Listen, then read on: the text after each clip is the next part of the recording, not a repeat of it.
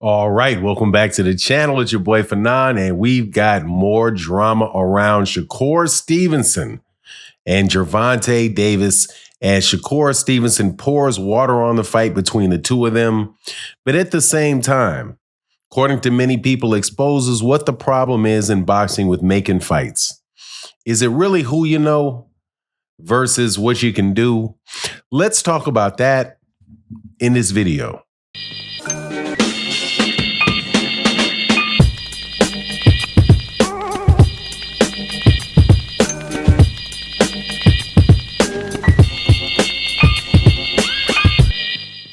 All right, welcome back to the channel. It's your boy Fanon. I'm having a hard time with this one because I'm a big fan of Shakur Stevenson. I'm a big fan of Gervonto Davis, and I'm also a fan of people being honest in the media. And sometimes being honest in the media gets people in a lot of trouble. But still, I would rather have somebody that was telling me the truth in the media versus somebody that lies to me consistently. Now, before I get into the details, let me welcome you back to the channel. If you're new to the channel, please accept my invitation to hit the subscribe button and hit the bell icon so you can be notified of when we release more videos. But let's go with this because Shakur Stevenson was in an interview and he was asked about who he was going to fight and what is he going to do. And Shakur Stevenson is I believe he's a straightforward person for the most part. Silent when he doesn't want to answer a question, smart young man. And one that I think is telling me the truth when he's talking to me.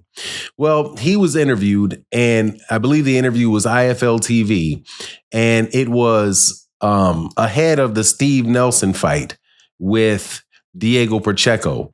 And Shakur was asked about who he was going to fight next, and he said that basically that Turki is a straight shooting guy. He's somebody that makes people or going to make people fight. So whoever Turki Al-Sheikh gives him to fight, that's who he's going to fight. Think people were a little bit upset that he didn't say something about Gervonto Davis and say, like, at least in that particular interview, and say, that's who I want next. That's what we're going to do next.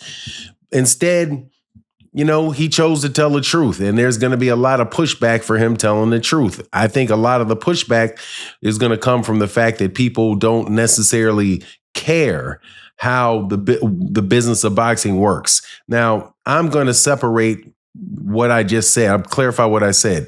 A lot of people don't care how the business of boxing works. I didn't say they don't understand it. After having had a whole bunch of conversations with a whole bunch of people, I think the point is clear that promoters and networks have a lot to do with whether or not fights get made, and not everything is in the fighter's hand.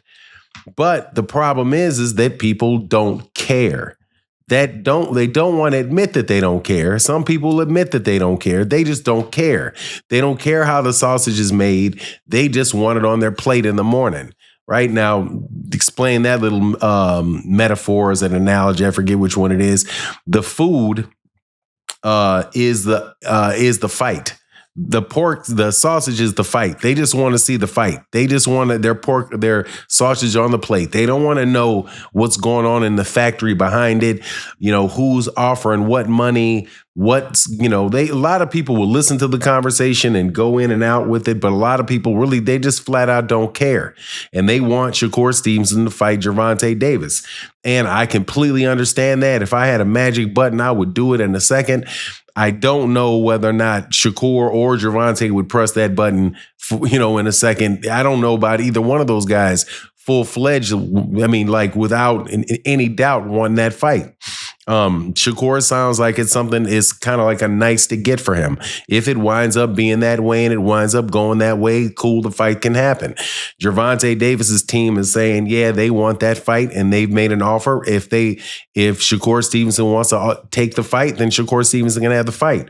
But the problem with that is that you have Turki Al-Sheikh, who's probably going to pay Shakur Stevenson more money for fighting guys like Floyd Schofield and fighting William Zepeda than he would be able to give against Gervonto Davis. Because I'm telling you, man, the numbers, if you took Gervonto Davis off his payroll and moved it over to moves it over to Turki Al-Sheikh. Just think about how much money the Turki Al-Sheikh would have to pay to keep up with the raises that he's apparently giving to other people. Because if Shakur can make $5 million in a fight, or twice as much money against somebody fighting on Turki Al-Sheikh's card as not fighting on Turki Al-Sheikh's card, well, and you had Terrence Crawford with a straight face looking to make $150 million.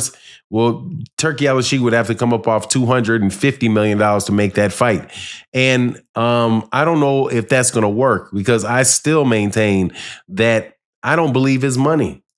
I just don't believe it. I believe that is very similar to what happened in the beginning of DAZN, when there was a billionaire who came in, who owns DAZN, that during the first go round of people getting paid ridiculous amounts of money. At the time, they called it earn with Hearn. Earn with Hearn. But what happened to Earn with Hearn? Earn with Hearn lost so much money that they needed an angel investor from Saudi Arabia to come in and save Earn with Hearn. I'm wondering who is going to be the investor that's going to save it when Turki Al-Sheikh pulls out. It just doesn't. This thing that Turki Al-Sheikh is doing just doesn't really seem to be something that's going to have a lot of longevity to it.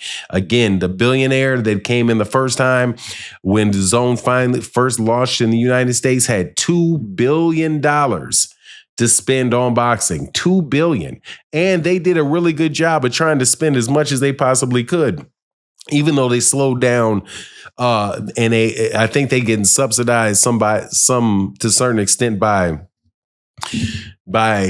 Turki Al-Sheikh and the public investment fund. They still only made $3 million off of $43 million in revenue in 2023.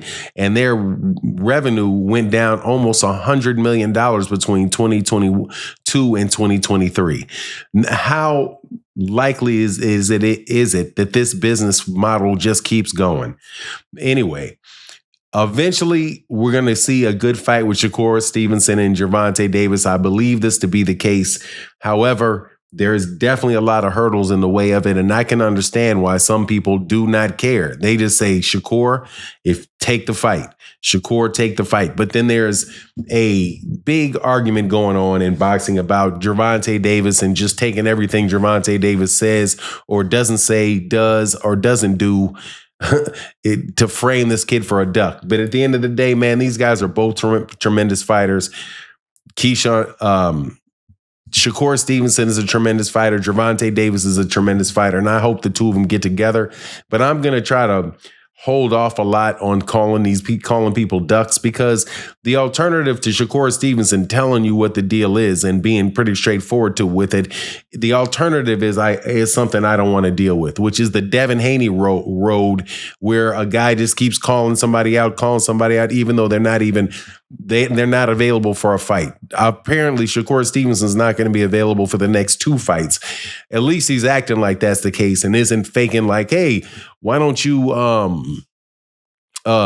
activate your mandatory so you can come fight me? Get me out of pay me enough money to get me out of my contract with Eddie Hearn. At least we're not doing that. But anyway, that's my take on the matter. Please let me know what you think in the comment section. And with that, I'm out. Deuces.